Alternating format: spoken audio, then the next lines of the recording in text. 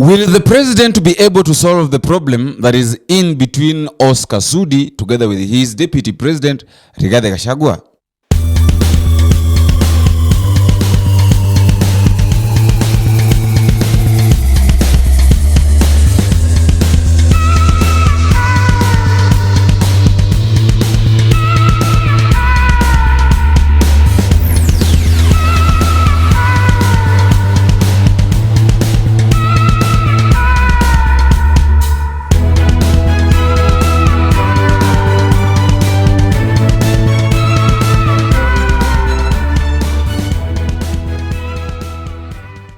Welcome back to Vana Media. My name is Bonfesa Weno, and as usual, I'm going to be your host for today.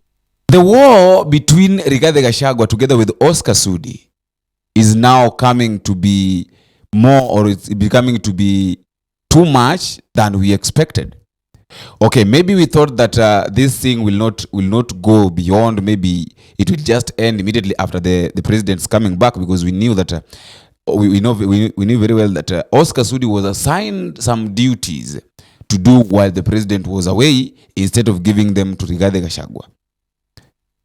But now this thing is coming to be a very big problem in the government, more so in the UDA or in the Kenya Kwanza government, because you find that every moment either GACHAGUA speaks, or any moment either GACHAGUA or if GACHAGUA speaks, Oscar Sudi talks back at him. If Oscar Sudi speaks, GACHAGUA talks. He said this thing. I was asking this question, that why is it that right now churches are being turned into political zone?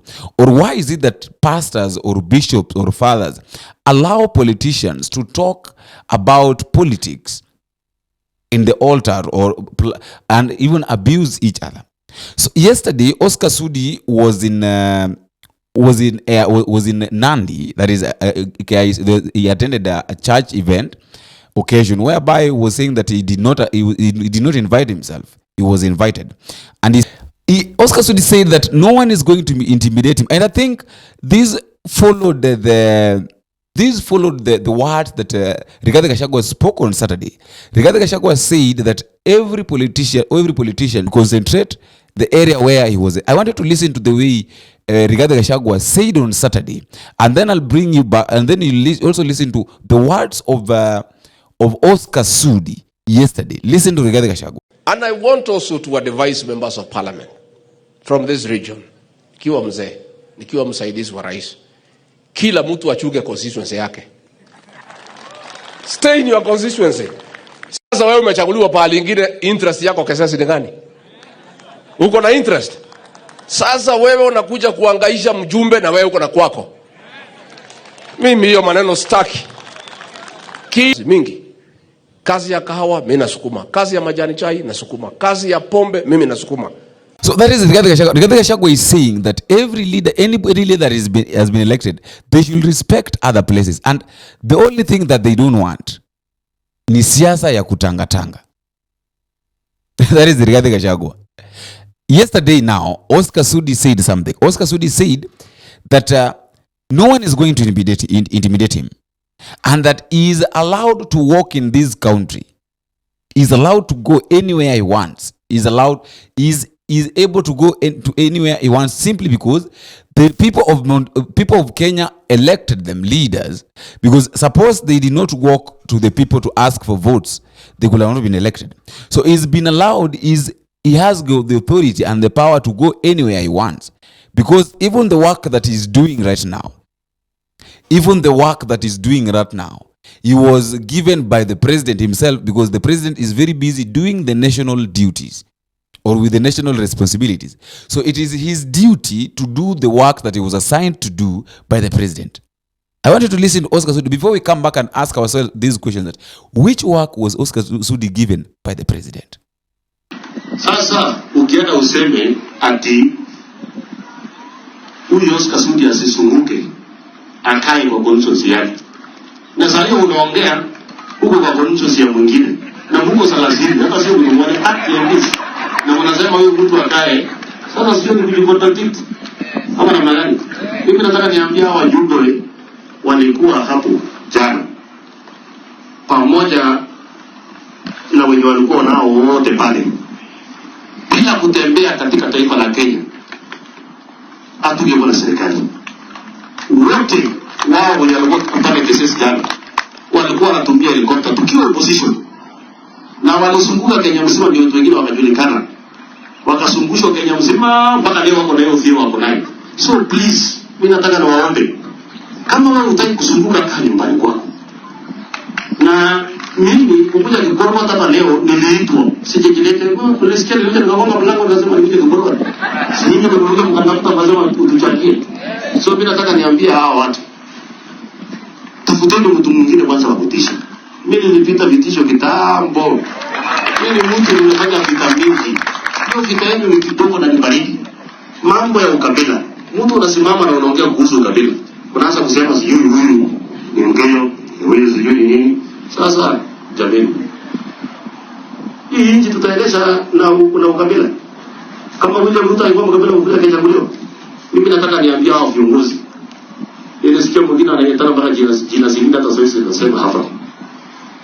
Jamani, kama wao hujui namna, tafuta namna ama uulize namna ufunzwe. Lakini usiende pale uanze kusema huyu ni Mkenya. Huyu ni sasa itafika sasa ataanza kusema huyu ni usijui wa wapi, hata hiyo mambo tuachane nayo. Na ndio leo mimi nataka nitangaze hapa ya kwamba wale wako tayari kufanya kazi. Mimi niko tayari kufanya kazi. Mimi mara mingi niliuliza huyu mtoto. Nimeenda mkutano kwa ofisi yangu na wajumbe wetu hata kuuliza mambo yetu hapa. Pato. Na nikaambia hawa hivi kandogo ndogo tuwache tushikane. Leo tuko kwa Pato, kesho kutwa tuko kwa Sudi, kesho ingine tuko kwa Jekonga. Hiyo ndio itatuletea maendeleo. Hii serikali tuko nayo ya mwaka 10 na tumebakisha tayari mwaka 8. Kesho tutaulizwa maswali na hao wananchi. Mlipata serikali, mlifanya nini? Sasa tunarudi kwa raia wenye tumeomba hawa kura, tunaanza kuja tena kualilia. Huyu anafanya hii, huyu anafanya ile. Mimi nimesikia MCS wakiongea hapa. Wananitetea sijui nini. My friends, msinitetee kwa sababu mimi mwenyewe kama wanataka nikuwe criminal, mimi ni criminal.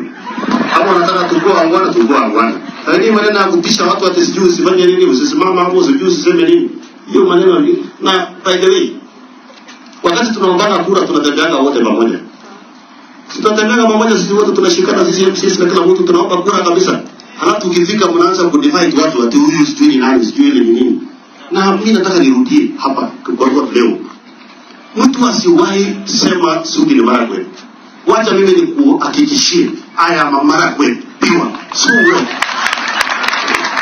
Usiingie mngangana kusema sijui kiongozi ni Mkenya, wewe mwingine ni Kipsigis, wewe mwingine ni nani? Mimi ni Maragwe wetu wa hapa. Nilisaliwa Wasingishu. Nimezaliwa Wasingishu. Nimeomba bibi yangu Wasingishu. Ninaishi Wasingishu. Hii kanisa ninajenga kwa sababu ya Maragwe. Ni Maragwe ndio watu wache mchezo. So maneno ya fitina ndogo ndogo hii tuache. Na mimi nataka niseme hivi pia. Wewe ukiwa kiongozi huko juu, kuwa kiongozi wa kushikanisha viongozi, kuwa kiongozi wa kunacha viongozi wadogo. Usiwe kiongozi ukiona mtu anataka kutokea pale unataka uongee kitu. Hapana. Sisi wote tukiomba kura hii ya Kenya Kwanza, tulisumuka tukiwa tu mkubwa, tukianzia akina Waiguru, akina Nandi Nyoro, akina Ishungwa, akina Moses Kuria, watu wengi. Lakini leo tuko na viongozi wawili wanatuongoza. Tuko na William Ruto na GACHAGUA. Hii maneno mengine ya fitina hii tunaona hapa sijui nani anafanya nini. Na William Ruto, hakuna mtu anabebea William Ruto akili. William Ruto ako na akili yake. Hakuna siku Sudi anazarudia William Ruto akili. Tafadhali tuheshimiane na tufanye kazi. Na tuache kuunganisha wananchi. Na tuache kuunganisha watu na ukabila. Hii maneno ya ukabila sijui tutafanya nini. Kuna watu kitaka wa ukabila jioni wamerudi kwa ukabila. Sasa unaona mtu anazunguka anasema hajataka kwa kipi. Na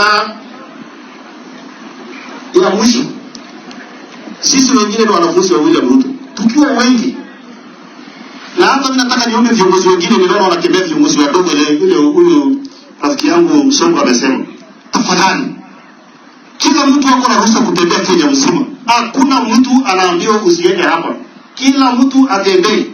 Leo niko na pesa ya watu wengi nimekuja naye hapa. Niko na pesa ya Ishungwa. Niko na pesa ya nani? Niko na pesa ya nani? Hawakuwa na watu wengine hapa. Kama mtu mwingine anasema hapo akiuliwa asiende hivi, huyu asonge hivi. Jamani, hii serikali ya Kenya kwanza, kila mtu alichangia. Kila mtu alichangia. Na mimi nataka niambie viongozi, sisi tuheshimiane. Rais akiwa pale, naibu wake akiwa pale, tuheshimiane. Na pia tunaomba rais na naibu wake pia mtuheshimu. Hatuwezi kukubali mtu anakuja anataka kufinya viongozi wadogo. Sisi tumesema 2022, 2027 viongozi hao ni wawili. 2032 Mungu ndiye anajua. Nani amekwambia kwanza tutafika 2032? Situombe Mungu kwanza tufike 2032 ndio tuvuke. My question is that how long will this problem continue in the Kenya Kwanza government between Oscar Sudi and Rigathi Gachagua?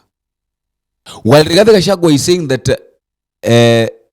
William Ruto, that is the president, and him, they're in good terms, it seems that something is not right somewhere. You know, okay, they can pretend that everything is okay, but I told you that if you want to know what the president is thinking, you have to be very keen on what Oscar Sudi is saying. Any moment Oscar Sudi speaks, you have to be very keen on what Oscar Sudi is saying. Oscar Sudi is saying that no one is going to intimidate him because what he has, he got it from the president, because right now the president is very busy doing the national responsibilities. Now, my question is, between Oscar Sudi and Rigathi Gachagua, who should be busy while the president is, who should be delegated duties or responsibilities while the president is working on the national matters? Between Oscar Sudi and Rigathi Gachagua, who is supposed to tell us now that I'm very busy doing the president's work because the president is very busy doing other things? Why is it that Oscar Sudi is the one telling us Kenyans that I'm very busy doing the work that have been assigned by the president because he is busy? I told you that politics is very, very difficult to understand. It is very hard to understand what is really going on. My thought is this. I just have one thought, and then I also give each other a conversation so they can also tell me what to think. Why is it that Oscar Sudi can tell us that he right now is very busy doing the work that he was given by the president, and no one can intimidate him in this country? He can go anywhere he wants. He can do whatever he wants as long as the president does not complain. In short, Oscar Sudi is trying to tell us that he can do anything he wants in this country as long as the president does not complain. Then he's correct with it. My thought is this. Oscar Sudi and the president's relationship is going to be strong and strong as days go by. Why? Because the president wants someone he can trust. And that trust, he can only get it from Oscar Sudi because he's the one who lifted Oscar Sudi from scratch, from now grass to grace. So the president knows very well that if there is someone who cannot betray him, is Oscar Sudi. And if there is someone who can do, and I want us to look at this. When the current president was campaigning, he did not tell us who the deputy president will be. And then all of a sudden we heard that Rigathi Gachagua was the deputy president. Now, the reason as to why Rigathi Gachagua was appointed to be the deputy president was because the president wanted a weapon that he could have used to attack Uhuru Kenyatta. Right now, the president again wants a weapon that he can use to pin down Rigathi Gachagua. And that weapon can only be one person. And that is Oscar Sudi. Because Oscar Sudi has got nothing to lose. That is what he normally says. That he has got nothing to lose. If he tell you what he needs to hear, it means that whatever he says is being directed to say it. Right now, there is no one who can approach the Rigathi Gachagua more if not Oscar Sudi. And I think that is what the president discovered, that if there is someone who can help me to attack this guy, because if I attack him myself, people will automatically sense that something is not right. In which right now people have sensed that something is not right in the government. But why is it that Oscar Sudi is the one that is being used to try as much as he can to take Rigathi Gachagua down? That is just my thought, and that is the question that I would like to ask. And please, I also like to give you a chance to comment section so that you can also tell me what you think. But if you're meeting for the first time, please don't forget to subscribe, like, and also comment. As I normally say, that feedback is normally the key thing in any form of communication. Please don't forget to subscribe and also tell me where you're watching us from. As until we meet again, I've been your host, Boniface Owino. Bye bye.